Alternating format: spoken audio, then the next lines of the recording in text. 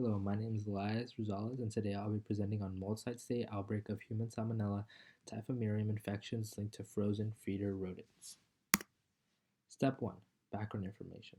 Salmonella typhimurium, also known as Salmonella enterica, seeks the gastrointestinal tracts of humans. It is a foodborne pathogen that causes diarrheal symptoms, which include nausea, vomiting, and diarrhea. In 2009, 7,000 cases were reported, but there is an estimated 1 million cases of salmonella in the US each year, most of which do not go reported because many of the individuals who get infected do not seek medical attention. In this case, this outbreak was caused by an infected frozen rodents that had Salmonella typhimurium. A total of 41 people were infected, in which 60% were hospitalized, and there were no deaths in this incident. Now moving on to step 2, the current situation. Reptile Inc. was responsible for contaminating the frozen rodents, which results from January 7th to May 17th, 2014, which is roughly about 4 months. On the right hand side, you could see the picture of which states were affected greatly, which include California, Arizona, Pennsylvania, and many other parts of the southwest part of the country. Now moving on to the SWOT analysis, which allows us to question that consumers could potentially get ill from frozen rodents carrying the Salmonella typhimurium bacterium. The strengths were that the CDC quickly sent mass precaution and recall to all Arctic mice products that were sold around the PetSmarts of the whole nation. Weaknesses were that Reptile Inc. was not able to identify which of their products were contaminated, so the CDC and the FDA had to jump in to help. Opportunities were that since the CDC sent out mass precautions, the public was able to educate themselves on how to take proper precautions when handling those products and how to not infect themselves. Threats are that the trust in Reptile Inc. from their products and services were now in question and their company would severely be affected. Step 3. Analyze core situation.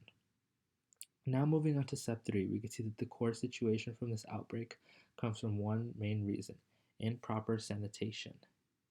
The CDC investigation in the mid 2014 stated that the infection of the rodents came from improper handling and unclean equipment.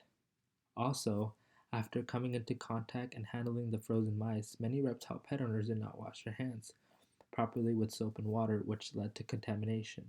So both of these factors are important when analyzing the core situation because they both are the main reasons to why this infection grew greatly. Now moving on to step 4, analyzing alternatives. As we analyze alternatives, we are using the health belief model. With the health belief model, we use education as our basis to our alternatives. So by taking the necessary steps, we could prevent a negative health outcome. We have two approaches. One is that we have companies go over the proper sanitation of equipment with the use of 500 milligrams of chlorine per liter of water to ensure proper working conditions. Approach 2 is that reptile pet owners need to practice proper sanitation, such as wearing gloves and washing their hands with soap and water for at least 2 minutes. Now moving on to step 5, recommendations.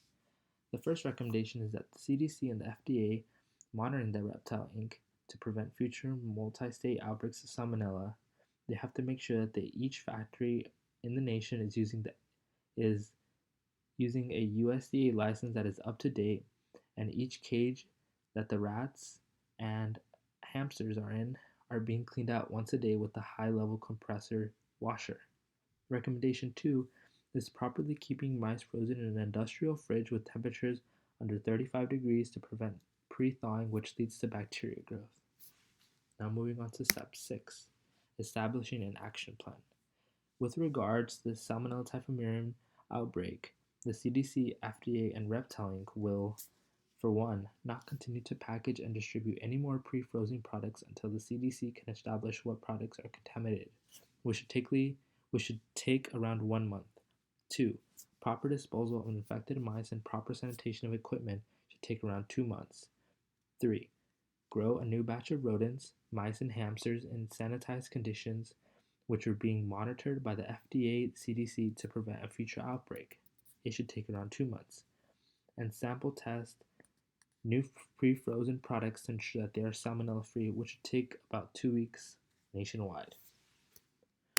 Now moving on to our final step and to finalize our opinion. Overall, in my opinion, I believe that companies such as Reptile Inc. should take the extra precaution of making sure that their products are free from infectious pathogens. Secondly, I also believe that people who own reptiles should take extra steps to make sure that they use plastic gloves and wash their hands whenever they deal with their pets. Like I said earlier, these are two factors that contribute to the widespread infection of the Salmonella bacterium, and preventing these things from happening can ultimately make sure that everyone is safe and salmonella free. Thank you.